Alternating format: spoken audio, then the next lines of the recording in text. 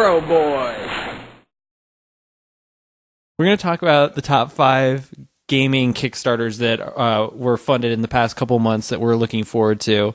This kind of runs the gamut of different genres and everything.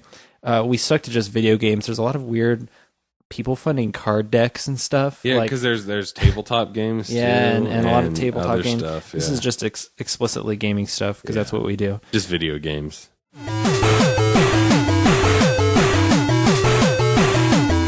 Number 5 is Mercenary Kings, which was funded on September 13th. That one's going to be made by Tribute Games. It's a side-scrolling RPG, right? Yeah, this one is a 2D platformer that they put a big emphasis on. There's crafting that you can do in the game. Enemies drop items and stuff that you can pick up and use in the crafting and everything. Yeah, it's the people that did the Scott Pilgrim game. Or is it just that they did the graphics of it? Or I don't know. It just said from the team that made Scott Pilgrim. Visually, it's very Scott Pilgrim looking, but stylistically, it totally screams Metal Slug.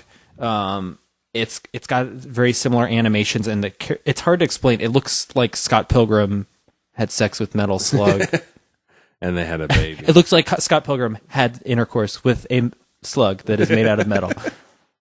It looked good though. I mean, and I'm not huge into that style game, and I thought it looked really cool. The crafting obviously is what they're pushing, is setting it apart, because that's not really characteristic of. I mean, even like Metroidvania games like Castlevania Symphony of the Night and stuff, they don't really have. There's items and stuff. There's not really customization. Yeah. And when they were scrolling through all the weapons that the guy can have, there seemed to be a pretty good amount of weapons. Yeah, like you can change barrels out and like handles and stuff. So it's very customizable.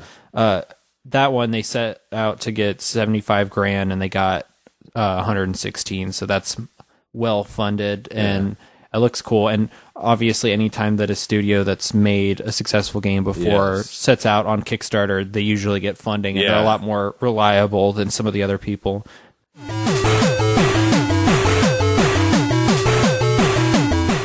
Number 4 is God Us, or God. It's not God. Godus. Godus. Not goddess, like a female god. Goddess. It's a stupid name, but that was funded on December 21st. That's by 22 Cans. Which is a weird name. It's kind of suggestive. Yeah. It's also known as 11 Women. This one is Peter Molyneux's side Mr. project. Liarface Molyneux. I don't know if this is 22 Cans is like his mistress game studio or what. So first of all, we have to say this game may never be made because he's such a liar. It'll be made. It just won't be what he promised. Okay, so we put this on the list based on the tech demo of what we can actually see already exists. And that's all the game's going to be when it comes out. Maybe at some point we should talk about what it is. This game is about Peter Molyneux talking about how great the game is going to be. It's a circular game. God Us, as the name implies, is a god game, which Molyneux is known for doing. It looks kind of like it's along the vein of Black and White. You can deform the terrain, and there's like villagers and stuff, and you help them get resources, and they build, and they fight other villages and stuff. I mean, because it's made by people with background in making games and know what they're doing, I give it more credit than what they actually presented, because the tech demo they showed is cool. They said they put it out in 2 weeks, or they put it together in 2 weeks. So that I mean, it looks it's cool. a little lean on features, but I think it looks promising. I mean, they wanted £450,000 and they got 526, so that's completely funded.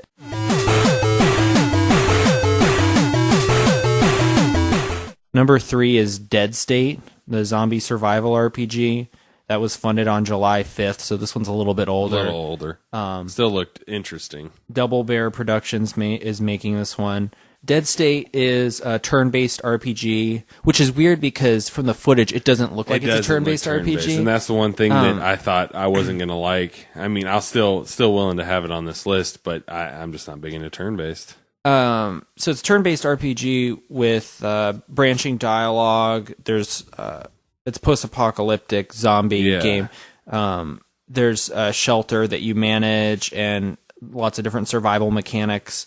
You have to scavenge for food and everything. Yeah, you build a base that you fortify, and you have to scavenge for food, and there's like a morality system kind of thing, and there's these things called crisis events where something dramatic happens, and then depending on the traits of the characters that are at your base, they'll react differently. Like they might panic, and they can become injured or killed for that matter. It looks good. It's not particularly like I'm ecstatic about it. It doesn't blow me away or anything. There's some cool stuff that they're exploring with it, and I'm still interested to see it. Though they wanted $150,000 on that one, though, and they more than doubled it. So obviously, it's something that the public is very interested in.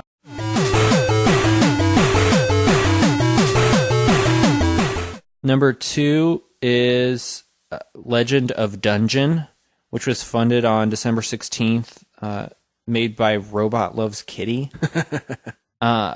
They only wanted $5,000 for this because it looked like it was most of the way done. Me, but they got almost $33,000. That surprised me. They were only looking for about $5,000, and they got so much. This one kind of takes the whole. Everybody always, especially indie games, always fall back on pixel art style art. It reminded me of the characters from Tiny Tower. Yeah, everyone says it's because it's like a stylistic choice, but I think a lot of it has to do with just it's easier. It's easier to make. Simple.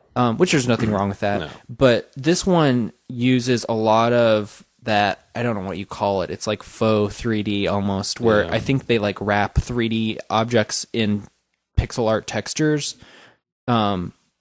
So it's got like, it looks 2D, but the way that objects move in this dungeon looks very 3D, and there's some good dynamic lighting, which makes it look it has a lot more depth. It's kind of almost Paper Mario looking. Yeah.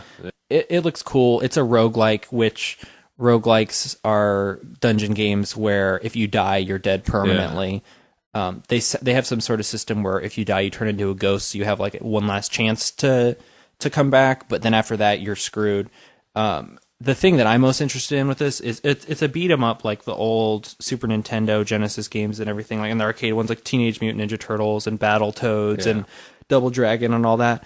And it's got 4-player co-op. It looks like local co-op where the screen kind of zooms out if you move too far away from each other. So it's only one screen. It's not split screen or anything. And I definitely have an affinity for any local co-op games because there's not very many of them nowadays. So when they come out, that's nice. It's nice to have that option.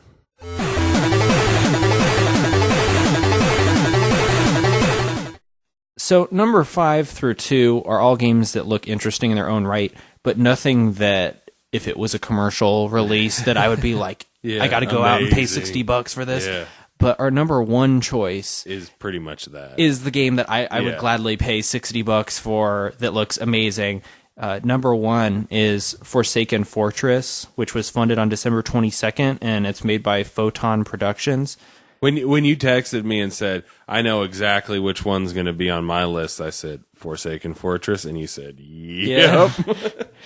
Forsaken Fortress is another post-apocalyptic game. It's an RPG, kind of like Dead State. I think there's zombie-esque mutants in this one, but it's not a zombie game. No, there is zombie-esque mutants, but there's, it's not just a zombie game. There's other, like, it's not necessarily live people, but game. It got $20,000. They wanted $100,000, and they got $121,000, which is good. But that's not as much of a margin as I would have expected. Yeah, I would have expected them to get a lot more than that. This game looks fucking incredible. Yeah. It looks really good. Basically, it appears to be a mix between like The Sims Post-Apocalyptic Edition and then a real-time strategy game. So on the one hand, you have basically like a Fallout shelter type place where the people that you recruit go, and you have to like grow food there and build, ventilation systems, and you have to build power supply places and stuff, but you can only grow limited amounts of food in there. So then you have to in turn go out and scavenge. But yeah, too. so I mean, there's character traits that they have, and they interact with each other, and there can be tension, and they can work together or not work together. Yeah, and you can put stuff in to keep them happier. Like there was a pool table and stuff like that. You put stuff in that it puts them more at home. So, and then on the surface level is the real time strategy kind of bend, where you're reinforcing the base with barricades and gun emplacements. Pretty much constantly having to do that because you get attacked, and you're fending off attacks from mutants and other like rogue factions. And based on what I saw, it appears that you are going to actually have to go out and scavenge for stuff because you cannot be self-sustained 100%. You have to go out at some point and look for stuff you need.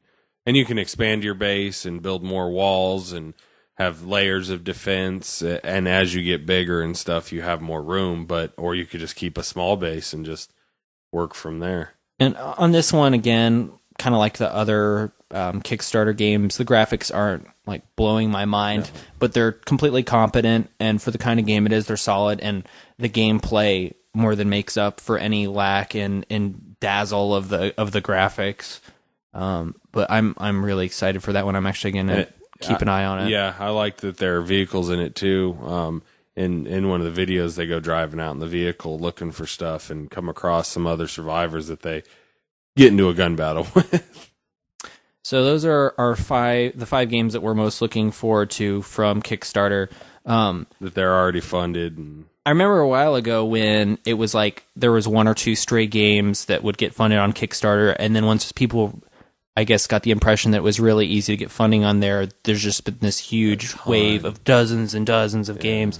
So hopefully that means that there's a lot more games that get made that are ones that the players want and not the ones that publishers want. Yeah. Because, I mean, a lot of these are getting made by real developers that just can't get these projects greenlit by the publisher, and now they can say, well, we have $1 million worth of fan funding because they want this, even if it might not be commercially successful. We have this dedicated block of people that are already forking over the money for it, and that's kind of a cool thing. I'm excited.